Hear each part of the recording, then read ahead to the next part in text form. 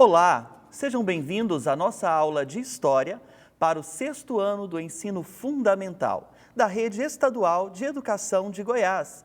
Lembrando que este é o projeto Seduc em Ação, que tem programas diários com aulas para o ensino fundamental dos anos finais e anos iniciais. Eu sou o professor Fagner Brandão e as nossas aulas têm acessibilidade em Libras. O nosso intérprete hoje é o professor Cleiton. O tema desta aula hoje será a passagem do mundo antigo para o mundo medieval e a fragmentação política da Idade Média. Vamos partir do entendimento deste título da aula, a passagem do mundo antigo para o mundo medieval. Primeira parte, ou seja, nós estamos falando da transição de um momento histórico. Historicamente, os historiadores consideram eventos importantes para findar um período e iniciar outro. Então, o mundo antigo pode ser lido como Idade Antiga e o mundo medieval como Idade Média, ou seja, nós vamos falar do momento de transição da Idade Antiga para a Idade Média e também da fragmentação política durante a Idade Média. Veja bem para vocês entenderem melhor. Ao aproximar aqui, para ficar melhor para vocês visualizarem esta linha histórica, vocês estudaram no 6º ano a pré-história, que é desde os Homo sapiens até o surgimento da escrita, no ano de 4000 a.C., pré-história.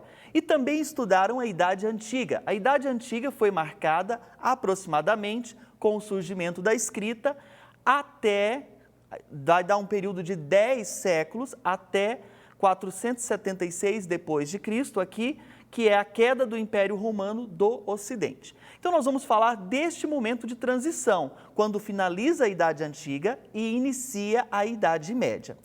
Nesta linha histórica, vocês estão vendo os outros períodos da história. A Idade Média, que vocês vão estudar o ano que vem, no 7º ano, Idade Moderna e Contemporânea nos anos seguintes. Nós vamos falar hoje desta transição. No ano de 395 depois de Cristo, o imperador romano Teodósio, ele resolve dividir o Império Romano em dois. Lembrando que o Império Romano, ele era um grande império em um só território, que nós poderíamos dizer aí que é praticamente todo o território da Europa hoje em um só império. Então ele era muito grande para a época. Alguns imperadores tentaram fazer divisões em regiões, chegou a dividir o império em 4 impérios, em 4 regiões. Mas este imperador dividiu, por fim, em 2 lugares. O Império Romano do Ocidente, que a capital ficaria em Roma, e o Império Romano do Oriente, com a capital em Constantinopla. Vocês vão estudar sobre Constantinopla mais à frente também. Esse Império Romano do Oriente, mais tarde, foi chamado por Império Bizantino. A queda do Império Romano do Ocidente, que nós estamos vendo nesta linha histórica, que marca o fim da Idade Antiga para o início da Idade Média, é esse Império Romano do Ocidente aqui, ó, que tem a capital em Roma. Ele foi um império, então, que durou pouquíssimo tempo, olha só, de 395 a 476, ele não durou muito. O Império Romano do Oriente, ele já vai durar vários séculos, até o século XV ele vai continuar. Em 476 depois de Cristo, com o fim da Idade Antiga, marca então a Idade Média, ou também chamada de período medieval. O que ocasionou, quais os motivos para a queda do Império Romano? Olha só, primeiro, o exército custava muito caro, era um império muito grande, o exército custava investimentos caros, aconteceu a crise do 3º século, que Roma não estava conseguindo, o imperador não estava conseguindo mais custear todos os gastos com as batalhas que tinham, e veio as pestes. As pestes, naquela época, são doenças, doenças que hoje já existem, talvez, vacinas, são tratáveis, mas naquela época a ciência não era tão evoluída como agora. Então, houve um alto número de mortes, mortes de soldados e mortes de cidadãos também. Isso enfraqueceu o governo do Império Romano. E acontece o quê? Como que os imperadores vão reagir a todos esses acontecimentos de crise? Eles vão aumentar o número de impostos e o valor dos impostos e, com esta cobrança alta de impostos, vai quebrar ainda mais o povo. A ascensão de uma nova religião. Que nova religião é essa? O cristianismo. E o imperador, no primeiro momento, ele vai tentar o quê? Combater essa nova religião, ele vai tentar perseguir essa nova religião que vinha crescendo. Mais tarde, o Império Romano do Oriente, que é o Império Bizantino, ele vai ser marcado pela propagação do cristianismo. Por quê? Mais tarde, vocês vão descobrir que o imperador se junta com essa nova religião, com o cristianismo, tornando o cristianismo a religião oficial do Império Romano. Até este momento da história, que é o fim da Idade Antiga e início da Idade Medieval aqui, não era a religião oficial, o cristianismo. O cristianismo era uma nova religião que estava há alguns séculos tentando se propagar e tentando crescer. Tá? Então, as sucessivas tentativas de manter o império tão grande foi gerando desgaste e crises. Essas imagens nós vamos ver aqui, né, o imperador, Roma, né, o símbolo aqui da loba, que vem o mito sobre Roma, que vocês já viram isso lá atrás. Acontece, além de todas essas crises, a invasão dos povos bárbaros. Olha que interessante. Povos bárbaros, aqui tem uma imagem ilustrando eles. Temos que ter bastante cuidado hoje quando falamos de bárbaros. O bárbaro daquela época não é a mesma expressão que nós temos hoje como, nossa, que bárbaro isso. Não. Os bárbaros eram um termo pejorativo que rotulava todos aqueles que não eram do Império Romano, ou seja, todos que eram estrangeiros eram considerados bárbaros, tá? Então, esses bárbaros tinham três principais povos: os hunos, que vieram da Ásia e invadiram o Império Romano, os eslavos, que vieram do leste europeu e invadiram o Império Romano, e os germânicos, que veio do norte da Europa. Os germânicos eram em números bem maiores e eles conquistaram, invadiram mais territórios do Império Romano. Chegaram até mesmo a se unir em acordos com o Império Romano.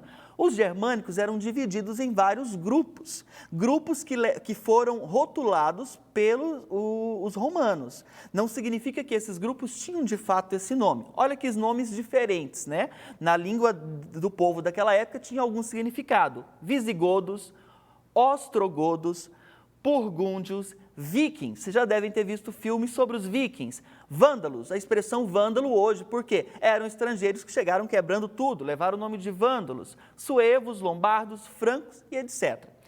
Veja só, os germânicos formavam reinos instáveis, eles disputavam entre si, eles eram nômades que invadiam as terras, conquistavam, exploravam e de repente iam para novos territórios.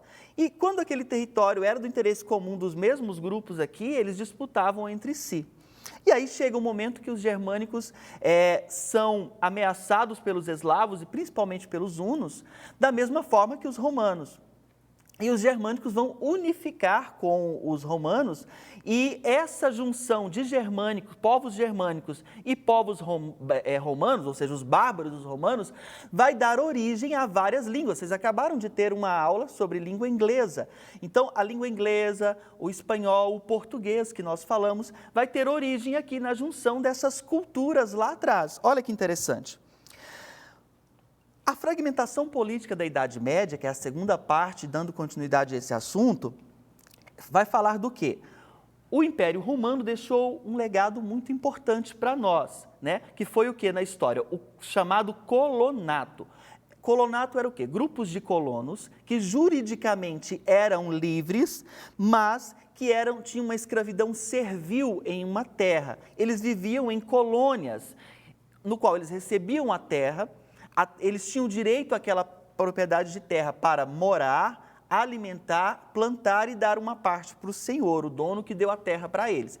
Mas eles não podiam vender aquela terra. Se eles saíssem dali, eles perdiam o direito.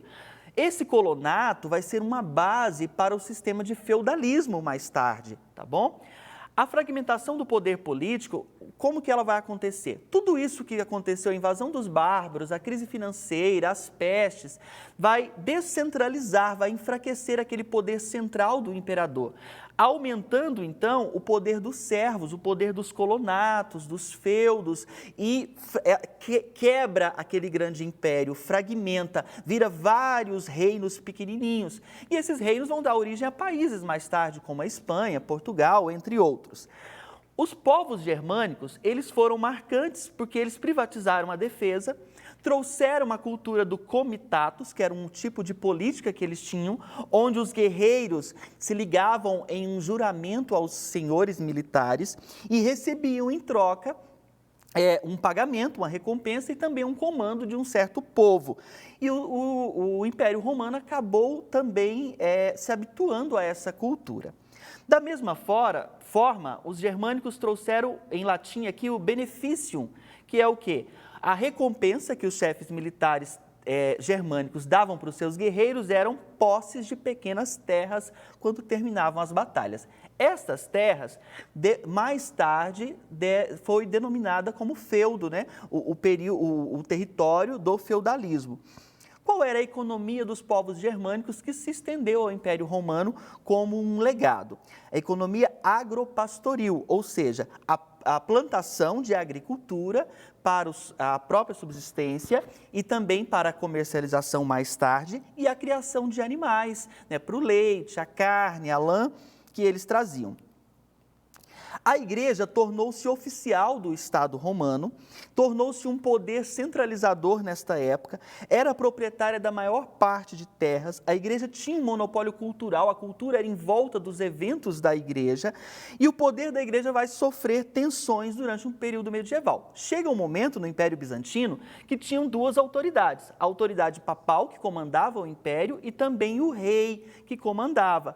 O Império Romano do Oriente manteve-se em pé até o século XX, quando Constantinopla vai ser invadida pelos árabes, os muçulmanos. Vocês vão estudar isso também lá na frente. Pessoal, com tudo isso que acontece o que nós chamamos de ruralização. O próprio nome já sugere, ruralização rural. Essa crise do império faz com que os donos de propriedades, eles migrem para a zona rural e levem a camada de pessoas mais pobres, que vão buscar um tipo de refúgio junto aos senhores e também aos guerreiros. E isso vai dar origem ao sistema, o colonato, a ruralização, ao sistema de feudalismo conforme essa imagem, né? Então, os suzeranos, os nobres, os vassalos, o que é o feudo? O feudo é um bem oferecido em troca de algo, ou seja, uma negociação. Eles recebiam determinados pedaços de terra. O feudo, que é o senhor ou o suzerano nobre, ele concedia o quê? Proteção ao servo, e o servo tinha que dar a importância também, lutar militarmente a fidelidade. E olha que interessante nestas imagens aqui. A relação de suzerania e vassalagem era composta de direitos e deveres, e existiam cerimônias como nessas imagens, onde eles faziam juramento de fidelidade e lealdade aos seus senhores e selavam, além do livro, do juramento público, selavam com um beijo. Pessoal, vocês viram hoje, então, sobre a transição do fim da Idade Antiga para a Idade Média, viram a fragmentação política, a origem do colonato, que dá a base, então, para o feudalismo, que vocês vão dar continuidade nas próximas aulas. Por hoje é só. Eu espero que vocês tenham gostado desta aula.